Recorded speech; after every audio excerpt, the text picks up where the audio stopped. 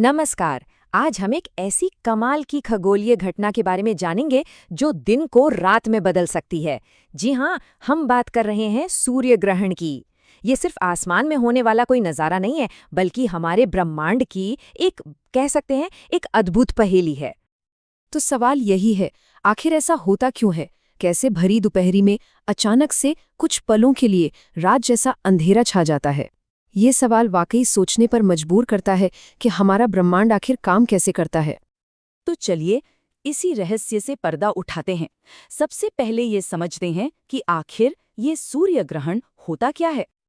देखिए, सूर्य ग्रहण असल में एक बहुत ही सीधी सीधी खगोलीय घटना है। होता क्या है कि जब चंद्रमा, जो हमारी पृथ्वी का चक्कर लगा रहा है, घूमते घूमते ठीक हमारे और सूरज के बीच में आ जाता है, तो जाहिर है वो सूरज की रोशनी को हम तक पहुंचने से रोक देता है। और बस चंद्रमा की यही परछाई जब हमारी धरती पर पड़ती है तो उसी को हम सूर्य ग्रहण कहते हैं। ठीक है, तो ये तो समझ आ गया कि सूर्य ग्रहण क्या है, पर सवाल ये है कि ये होता कैसे है?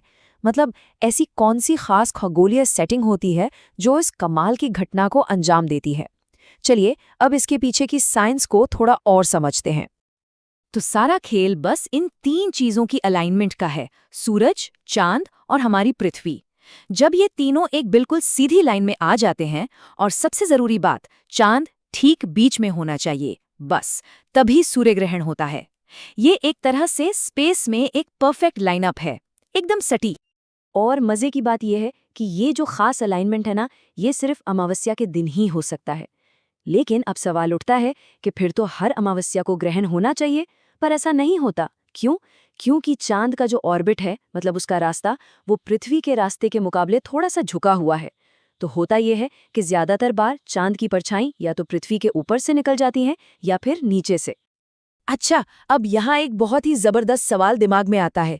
हम सब जानते हैं कि सूरज तो चांद से मतलब लाखों गुना बड़ा है, तो फिर इतना छोटा सा चांद इतने विशाल सूरज को पूरी तरह से ढक कैसे लेता है ना कमाल की पहेली। इसका जवाब दूरी और नजरिए के एक कमाल के खेल में छिपा है। हाँ, ये सच है कि चांद सूरज से बहुत छोटा है, पर वो हमारी पृथ्वी के बहुत ज्यादा करीब भी तो है। और इसी करीबी की वजह से जब हम आसमान में देखते हैं तो हमें चांद का साइज लगभग उतना ही बड़ा दिखता है जितना कि करोड़ों किलोमीटर दूर बैठे सूरज का। और बस यही नजरों का धोखा, या कह लें कि खगोलीय संयोग, चांद को इतनी ताकत देता है कि वो सूरज को ढक सके।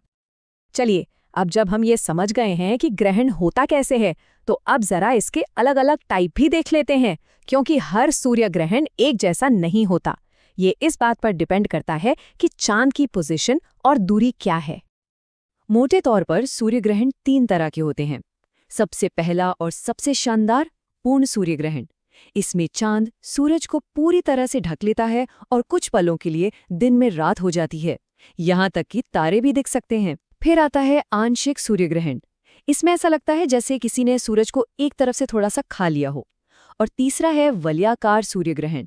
इसमें चांद सूरज के ठीक बीच में आ जाता है, लेकिन उसे पूरा नहीं ढक पाता, और किनारों पर एक आग का छल्ला, एक रिंग ऑफ फायर दिखाई देता है।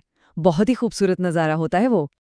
तो अब हम जानते हैं कि सूर्य ग्रहण क्या है, क्यों होता है और कितने तरह का होता है। अब सवाल बस ये रह जाता है कि अगली बार ये शानदार नज़ारा देखने का मौका कब मिलेगा। ये घटना हमें याद दिलाती है कि हम एक ऐसे यूनिवर्स में रहते हैं जो एक घड़ी की तरह बिल्कुल सटीक नियमों पर चलता है, और कभी-कभी हमें ऐसे लाजवाब नज़ारे दिखाता है। तो अगली बार जब भी सूर्य ग्रहण की खबर आए तो उसे देखने का मौका बिल्कुल मत छोड़िएगा।